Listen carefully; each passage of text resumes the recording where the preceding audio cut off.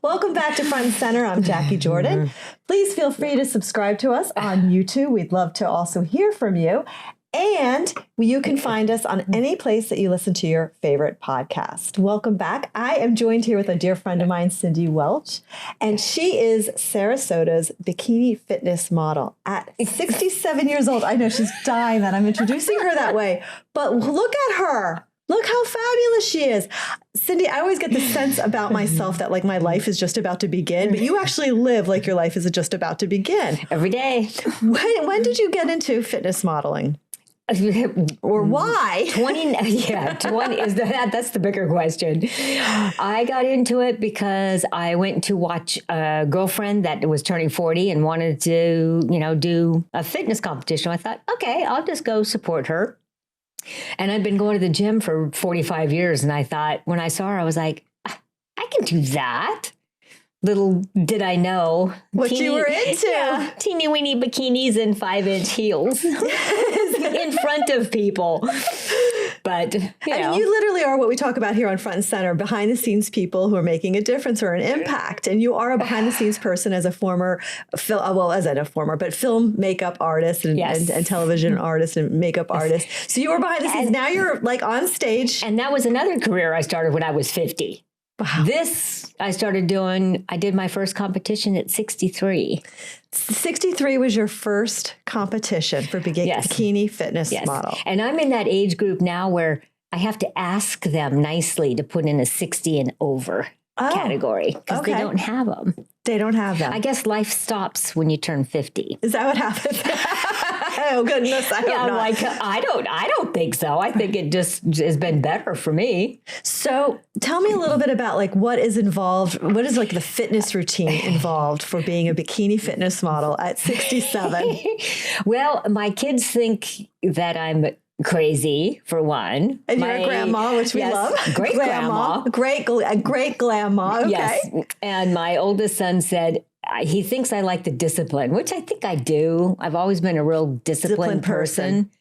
So I like the sheer fact that I can cook all my meals, get them ready to go, instead of standing in front of the refrigerator and thinking, what am I going to eat? And eating everything but what I'm not supposed to eat, and then end up eating that anyway. So it really keeps me on track, especially because of the fact that I'm only 4'8". Which is for my statue, that's actually really small.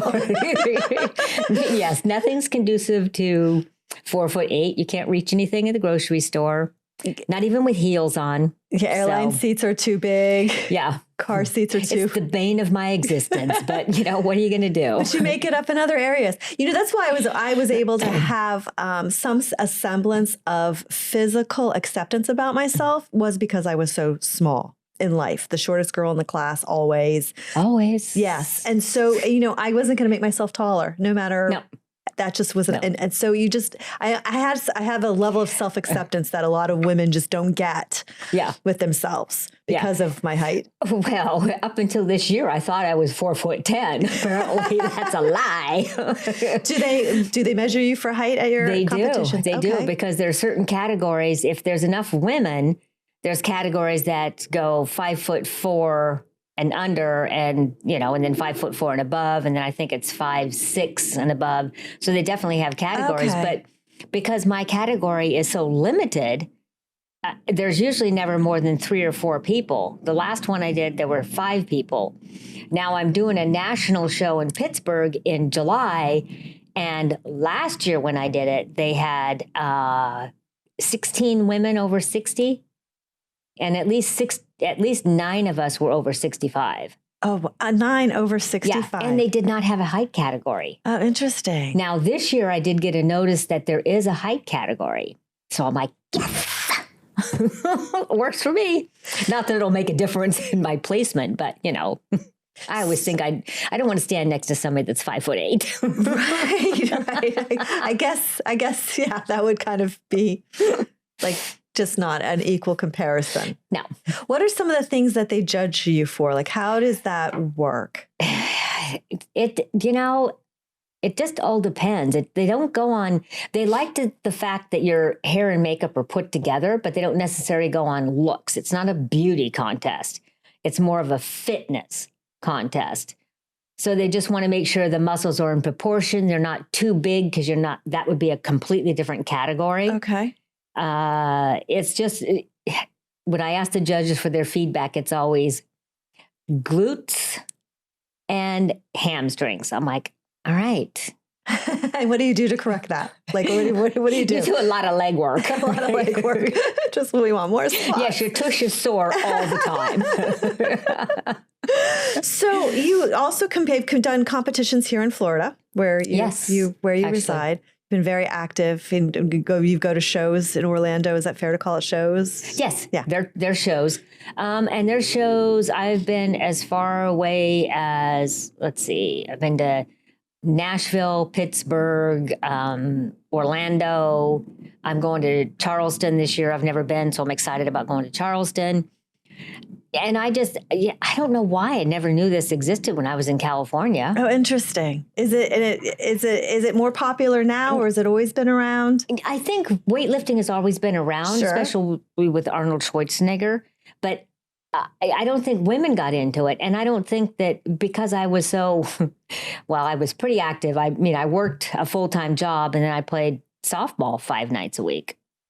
You know what I love about it? We call it a competition. But what I've learned from you is that it's actually, the women are not competitive with each other. No, they're all really nice backstage. Yes. I was shocked. Yeah. So the experience and the enrichment of the women that you've met who do it and participate has been really more of a sorority as opposed to. Yes. It's not like mean beauty girls. Contests that I see that, they're like catty and mean. It'll turn your hair curling iron up high so you could burn your hair. I don't know. That just doesn't happen.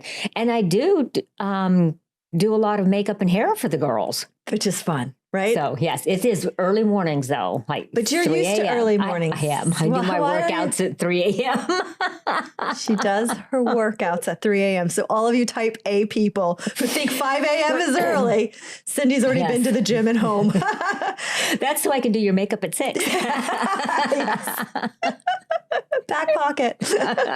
So what do you do for meals? Like, what is the meal? Because we just had Dr. Kendra Becker on, and she's got 2 books about eating for your gut and what it's like. She talks about, she's very pro paleo or keto for women over 50 or in their late 40s and up. Like, how does that work for you? Well, the keto, back in the day, it was the same plan as, Atkins, right? Basically. And there's a lot of fat and a lot of cheese in that one. And if Atkins knew, though, he was going to slip and fall in New York City and die, I always wonder, would he have eaten more bagels? I just always wondered that. Like, if you knew that was your outcome, would I have eaten more? Well, they have a very strict meal plan. The closer you get to competition, that week, they call it peak week. There's a lot of us women that call it other things because you get very little food and you get very hangry very fast. But I have, I have proteins and I have vegetables. It's not like I eat a lot of protein, probably for the day. And I eat 5 meals a day, every 3 hours. And it's 10 ounces for the day for protein. Vegetables, I have 4 ounces at one meal and 6 at another. And then this plan right now, I get 5 ounces of potatoes twice a day. So I either eat sweet potatoes or baby potatoes, and I put them in my air fryer. It makes it taste like they're Frenched. How far do you think you're going to take this? I wanted to get into the 70 category. Wow. And because it would be fun to get the pro card. Yeah. But right now I'm at that age at 67 where the category only goes 60 to 70. So I'm like, okay, because these are not cheap. No, I'm sure the it's competitions an investment. are not cheap. The bathing suits, even though they're so little, even though they're teeny bitty, they're very expensive. Yes. Well, we're going to wish you a tremendous amount of luck, but I suspect that you don't need it because you've got discipline and practice. And I look forward to seeing you get into the 70 category. I'm hoping. Yeah. Well, congratulations. And thank you so much for sharing with us. Well, thanks. And you can find out more about Cyndi or all our guests on frontandcenterpodcast.com. And you can subscribe to us at Front and Center on YouTube and find us on any place that you listen to your favorite podcast. Thank you so much for joining us on Front and Center. I'm Jacquie Jordan.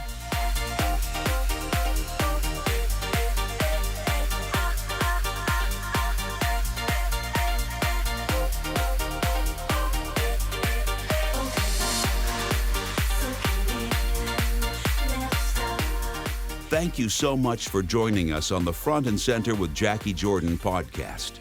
Please subscribe to us on YouTube and follow us on Instagram at TVGuestpert. We'd love to hear from you.